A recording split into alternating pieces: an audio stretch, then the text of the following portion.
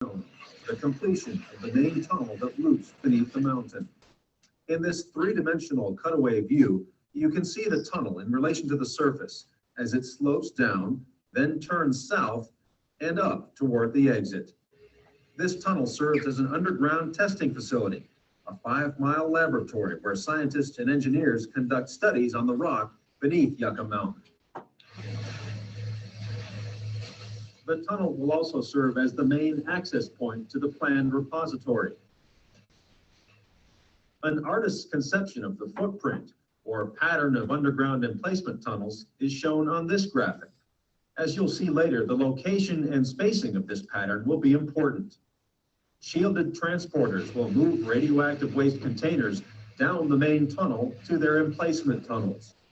Let's take a closer look at the facilities, technology, and scientific experiments going on inside the mountain. Okay, so why did they do this? yeah, right. It's genius. Is it abandoned now? Here I'll get to this next video here. Well, that was it. Because that's like a lot of work going into something that. Of billions of dollars. Why does Google hate me today? Why did they like turn it down? Why do you think? I don't know. 'Cause there's some people who thought it was dumb. Yeah, who do you think thought it was dumb? Who do you think was like, no, we shouldn't do this? No. Javen thinks it's good. People who thought it was costing too much money. Nice guess. I have no idea because The anti-strain people. Like people who were like, that thingy, like the people that hate nuclear, I don't know. your mom, maybe? Why does it do this? You guys get this message ever? Nope. Only you. Let me try some real quick. This is just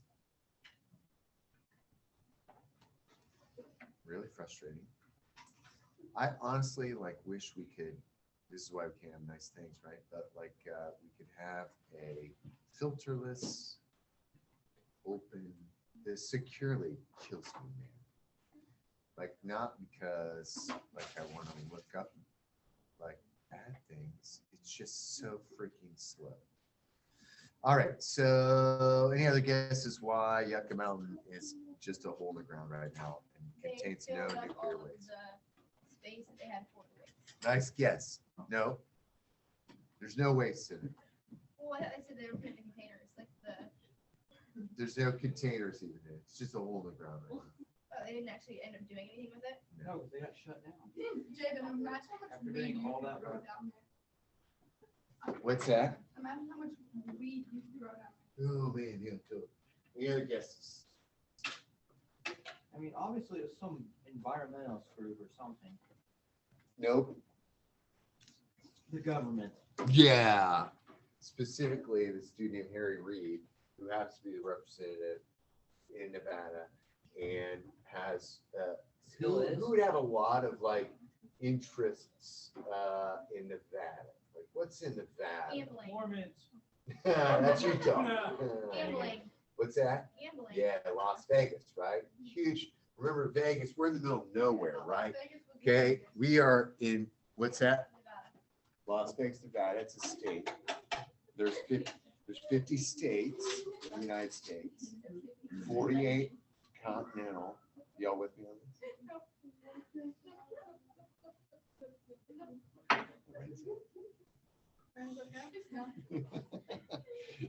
All right, let's hopefully this will relaunch.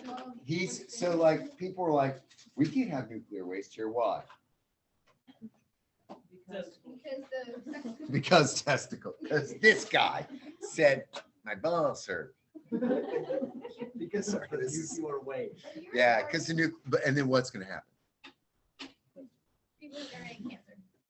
Yeah, all kinds of stuff, right? Everything's going to be bad. I know, man, they put so much work into this stuff. Okay, so I'm going to show you this video of this guy who's he's obviously ticked. Imagine how you put that in there. You want to be able to. Please work now. Please work now. What would you do if you blew up like that? just wear a loincloth. You probably wear the dress. Or a loincloth. You always have and, to like, see. Like you have to wear like some sort of halter for them.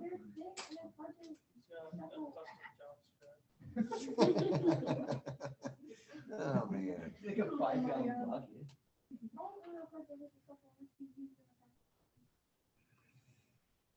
Please.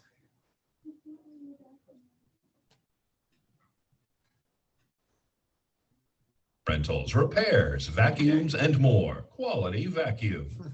Latest was the Energy and Commerce Subcommittee in Washington, chaired by Shimkus, had dropped a bill that would fund $200 million this year, not waiting for the next year's budget, to move forward with the licensing on Yucca Mountain. It also precludes any spent fuel from being shipped through Las Vegas. It also allows the state to access the funds so they don't have to continue to spend our local tax dollars just to say no. So that was the biggest thing, and most of our federal delegation got up and stuck their fingers in their ears and just said no. And they said Nevadans don't want them. One of those was Reuben King. Well, 6 of the counties that he represents signed resolutions saying we should hear the science. And that is my county stance. It has been for years. We're not saying yes, we're not saying no. We're saying, let's hear the science. If it's proven to be able to construct and operate safely, like the safety evaluation reports say it can, then we would welcome it with proper mitigation. So the safety evaluation reports, that's where all the science over the last 30 plus years was gathered at a cost of $15 million. And the national laboratories and the national scientists looked over that data, and the staff in the NRC, and they've come to the conclusion it can be constructed and operated safely. But the governor recently said the science proves it's not safe. And I, again, would respectfully ask the governor to tell me what peer-reviewed journal says that, other than his own committee, the nuclear, what do they have, the Nuclear Projects Board, who seems to be, his only job is to kill the only nuclear project we could have. So the science is in, have they looked at it? Yeah, the staff has and the national labs have. So now the state has 218 contentions. Nye County has 7 contentions, and our contentions think we can improve the process. The state's contentions say that proves it's not safe, and we welcome that. Bob Halstead himself, who speaks for the state on this issue, said he welcomes the opportunity to hear the science. And then on the other hand, they keep saying we're going to fight it every inch of the way. Well, why don't we hear the science first? Because Dean Heller wants to do this informed consent. And my question to Mr. Heller, Senator Heller, is the first part of that is informed. How are we going to be informed until we have the hearing? So you can't consent, and we won't consent until we hear the science. The state has taken the opposite position, and they won't consent. It's kind of like the same story like for other stuff, right? So like here we got all this research, we spent all this time, it's going to be safe. It's not saying like, I mean, like stuff happens, right? You know, like, but at what point do we have a risk? Like to me, okay, we've got all this nuclear waste all over the United States, right? It is literally in those pools or buried in casks underneath the ground, right? Yeah. What in the world? Why can we not just put it? So Wait, they're still So- trying to I get have a to. question. Yeah, man, no one's doing it. I have a question. Yeah, Why? The spleen is known for Sorry. Gas prices going up so much? let's talk about that later. Let's talk about this right now. Okay, so I'm going to show you 2 things. This was from a year ago on the Today Show. And then we're going to look at another one here in a second. Okay, here's the Fukushima. Along a coastal road, we're traveling to the heart So of 10 one of the years world's ago. worst nuclear disasters, Fukushima. It began with the strongest earthquake in Japan's history. The clock on the beach house, still frozen in time. First, the earthquake struck. Then the tsunami submerged this 3rd floor. Destruction doesn't describe it. A deadly wall of water engulfing entire communities. Slamming through the walls of Fukushima's power station, knocking out backup generators. Meltdowns and explosions followed. Then the radiation came. Like the Chernobyl disaster, relived in last year's HBO series. Fukushima's fallout, not as toxic as Chernobyl, but just as frightening. After learning about Chernobyl, This Buddhist priest kept a Geiger counter at his temple, knowing he was near a nuclear plant. This is a radiation. Then his worst fears came true. How did you feel when you saw this? So scared. Radiation from the meltdown spreading to nearby towns and beyond. Thousands of residents near the plant ordered to evacuate, like Futaba, only 2 miles away. This was Main Street. Once home to almost 7,000 people, it's now a ghost town. The last place in Fukushima still uninhabited. Now, only wildlife live here. The danger is large areas of fields and forests haven't been decontaminated, like this. Our radiation monitor raises the alarm. Levels too high for people to live here. Former Futaba residents Anthony Ballard and Philip Jellyman have been coming back to the exclusion zone with special permission, taking pictures. Initially, keeping record for friends and neighbors. Now, holding on to memories. Off Main Street, Anthony shows me where he used to live. So this is home. This was home. Back then, he had to leave family photos behind. This is Daniel. This is one of my sister's kids. He's actually at university now. He had made Futaba his home. Now Fukushima has taught him what home really means. That stuff's not important because you can get, it's the life that was here before that was important. I can see you're in tears. No, Sorry, I hate it when interviewers do stuff like that. It's like, and obviously a girl who's blind. Sorry, I shouldn't laugh about that. Okay, so hold on a quick second. So, oh yeah, this is the other one I wanted to show you. I know it was this one. This comes from Nature, the peer-reviewed The journal. Fukushima Daiichi nuclear plant has 6 reactors that were all built in the 1970s. They're old designs, but they were considered pretty safe. 70s, right? This is the prime time, Why right? the hell did they build it right next to the ocean? Like, didn't they ever consider the fact that, you know, if you've got, Well, nice large waves? I'm sure and that they sort of- were not ever thinking an earthquake of that magnitude would happen. Oh, no, but even a smaller earthquake can cause. Why build it next to the ocean? Because they need water. We need the water, right? We need the water. Remember, we're talking about 2 million gallons a day. Where are you going to get that stuff? I can't just build a nuclear power plant So the like thing that. is, what do they do with the salt that comes from, like, boiling that water? That's a great question. I don't know the answer. We should ask David that question. David helped build Fukushima. Okay, right? Which is crazy. I don't know the story. I want to ask him questions. Yeah, we'll ask him. But Okay. you see, they put up like seawalls and stuff. Yeah, Wait, what did they know? right. Yeah, but I mean, a tsunami. Right, I know. It's like, But yeah, I'm like, just saying your average weather stuff would be fine. yeah, right. I mean, in the 70s, like it's a pretty long time. On March 11th, a magnitude 9 earthquake struck off the coast of Japan, and the earthquake was obviously bad, but the tsunami it created was what really caused trouble at the plant. Right after the earthquake, the reactors went into emergency shutdown, and they needed to be cooled. That job was being done by generators, and the tsunami came in and washed around the reactor buildings and just knocked out all those emergency systems.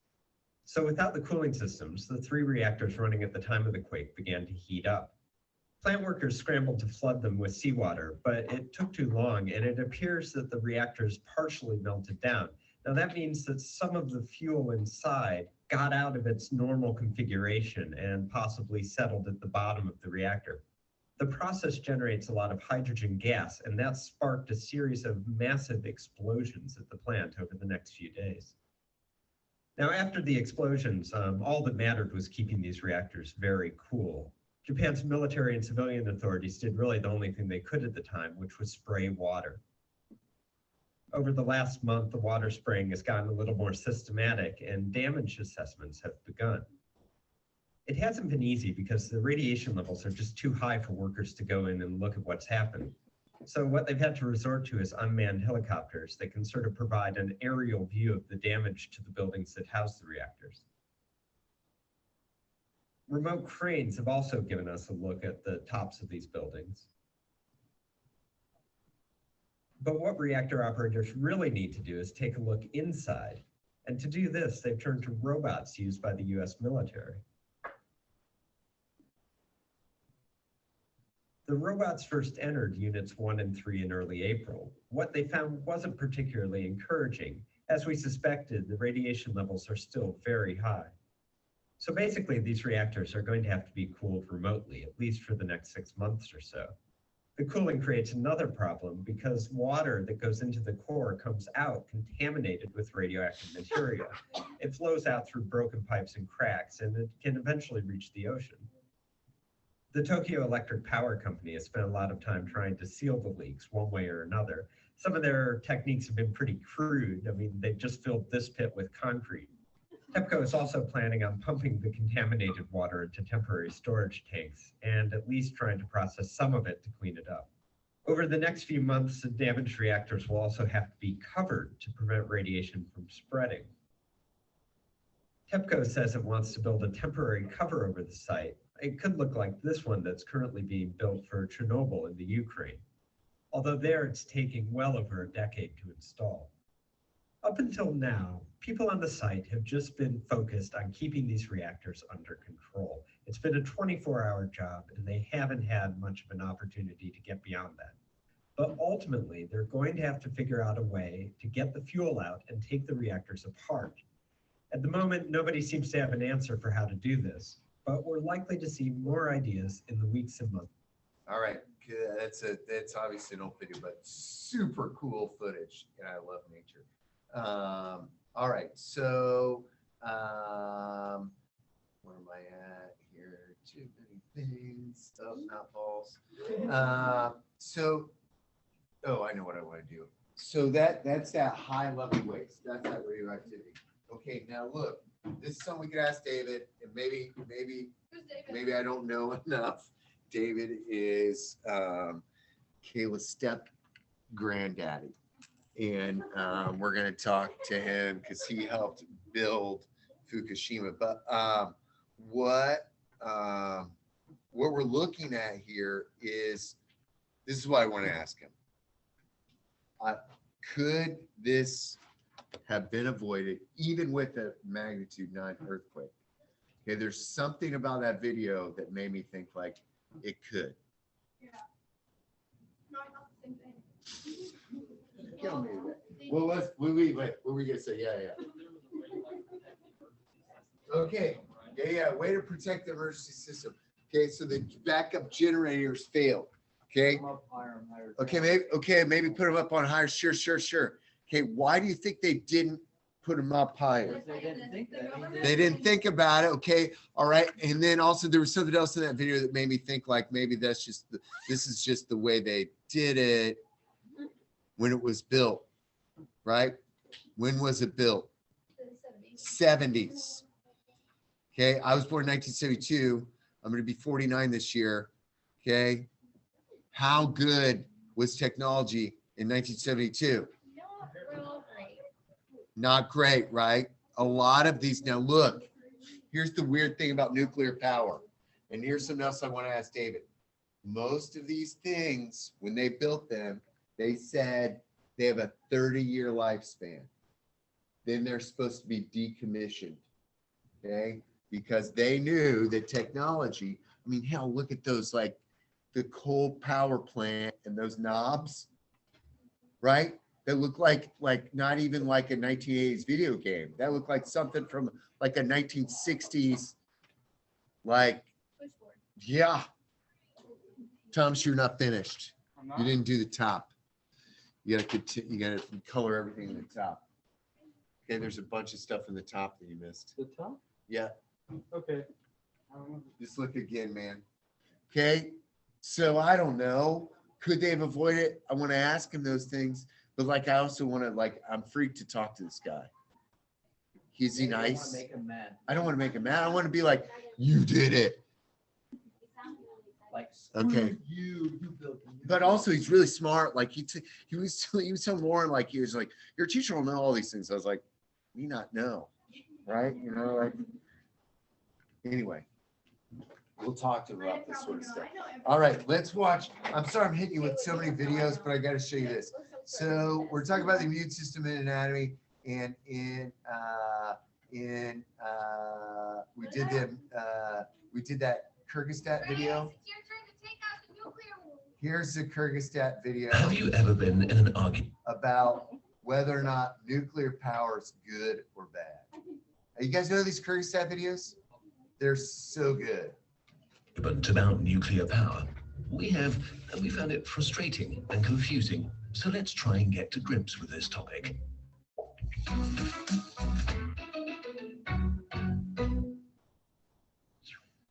It all started in the 1940s. After the shock and horror of the war and the use of the atomic bomb, nuclear energy promised to be a peaceful spin-off of the new technology, helping the world get back on its feet.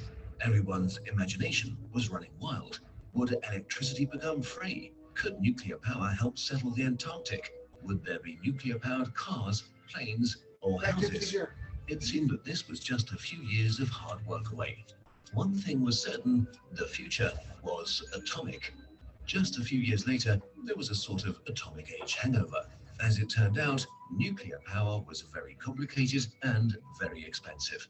Turning physics into engineering was easy on paper, but hard in real life. Also, private companies thought that nuclear power was much too risky as an investment. Most of them would much rather stick with gas, coal, and oil.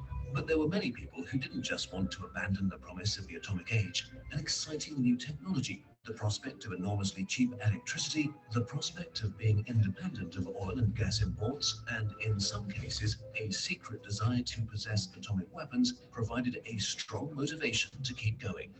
Nuclear power's finest hour finally came in the early 1970s, when war in the Middle East caused oil prices to skyrocket worldwide. Now, commercial interest and investment picked up at a dazzling pace. More than half of all the nuclear reactors in the world were built between 1970 and 1985. But which type of reactor to build, given how many different types there were to choose from? A surprising underdog candidate won the day, the light water reactor. It wasn't very innovative, and it wasn't too popular with scientists, but it had some decisive advantages. It was there, it worked, and it wasn't terribly expensive. So, what does a light water reactor do? Well, the basic principle is shockingly simple. It heats up water using an artificial chain reaction.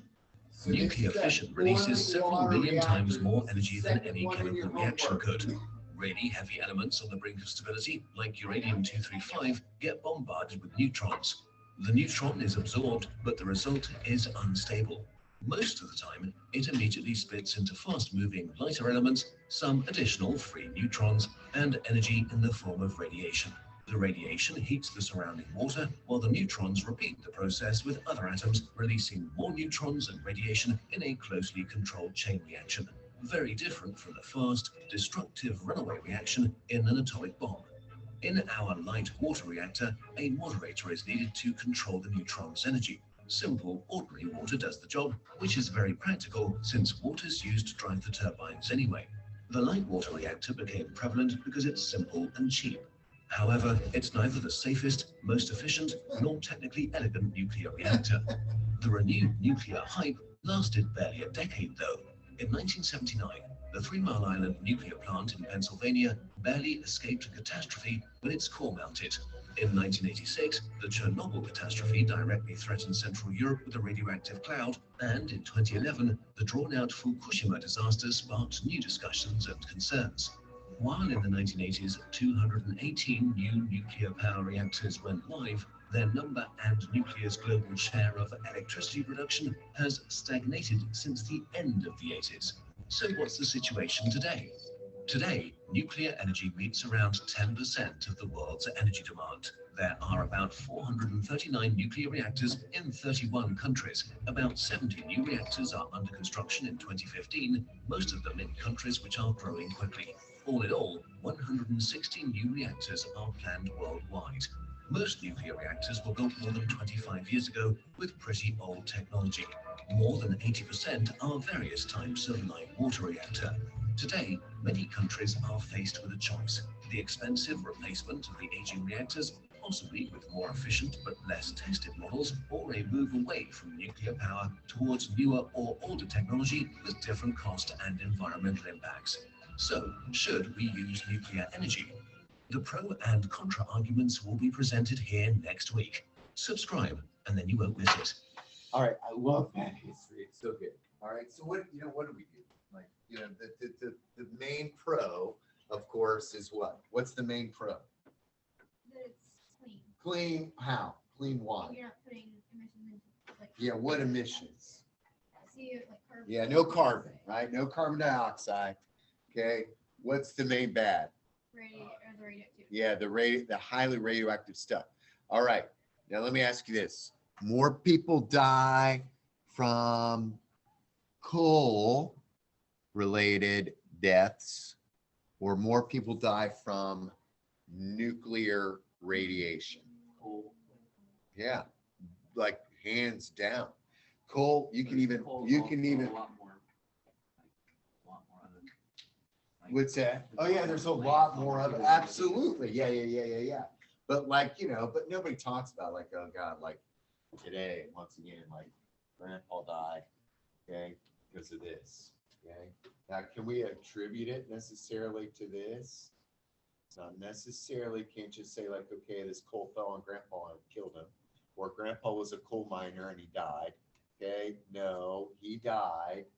Okay. Maybe because of some related thing, right? Something like, what's that? No, like lung disease, heart disease, all related to coal. I mean, like, yeah, yo. What? Is that some, Hallie, you got a question? No. Okay. You ding dong on me because I think you unmuted. So like, Our channel that's has okay. I just needed to know if it was an issue. So what are we gonna do? We're gonna do this. I don't know. The future of energy is really interesting. Do you know how your home is powered? Coal, nuclear? Coal, probably coal. Yeah. So here's those casks. We've already seen this. We saw that train run into it. Okay. Here again is Yucca Mountain in Nevada, and then here's all these places, right? Yeah, we talked about all of these things. Nuclear fusion is promising, but it's a hard thing to do. Any updates on nuclear fusion? Anything that you know about with this sort of stuff? There have been like reactors. Yeah, right. That are like economic. Right. It's really expensive, right? Yeah. Okay, that's it. Tomorrow, we're gonna obviously have time to say. Tomorrow we're gonna do a test together on this. Can we like just take a field trip? It'd be cool. So in 1998, was it 1998 or 99? I can't remember. I found out there's a nuclear power plant called Turkey Point near the Everglades. It's also, ironically, the highest population of crocodiles in maybe the world.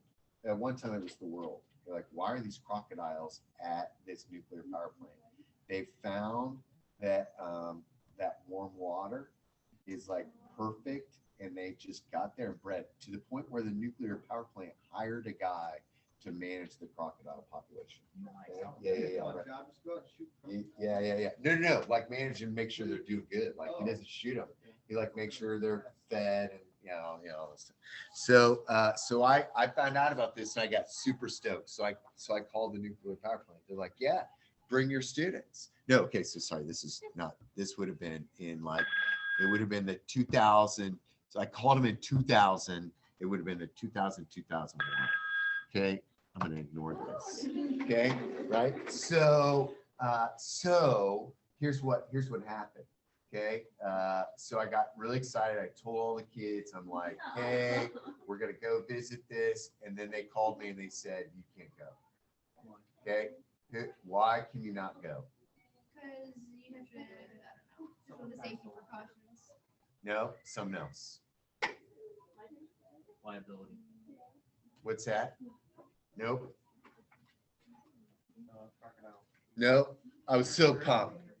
Nope. And they said, and then I've asked, and they said, nope, you'll never be able to bring students over again. So it would have been I called in August of 2000, the Some other trip teacher did it, and then it 9/11. So like they shut down all because they thought like we would go and learn more about the nuclear power, and then boom, like do the like all of a sudden like boom. I feel like tried calling recently. I have not called recently. What's the internet around? Yeah, with the internet around, you can learn more about nuclear than actually. Tell her no. What? Call her. I'll call her in a second. Okay, so anyway. Yes, I'll call in a second. Okay. No. She can mind her own business. I didn't take attendance, so I'm sure that's what it was. Now I'm totally distracted. What were we talking about? Oh yeah. So anyways, yeah, Turkey Point. I was like so pumped. I'm gonna be able to go. I tried to get into Michigan. They won't let anybody in. I did hear so a friend of mine told me that at the one in Michigan, this lady, so there's some safety precautions. This old lady drove into the nuclear power plant, did not know where she was going. Like she's in her 80s, totally senile. Ended up like going past a checkpoint. Okay. And once you get past the checkpoint, she was driving like to the reactor. They have this thing, a concrete wall that comes up out of the ground to block off like anyone. And she rammed into it and like totaled her car. Like instead, like she just didn't know what was going on. Like, and then she panicked.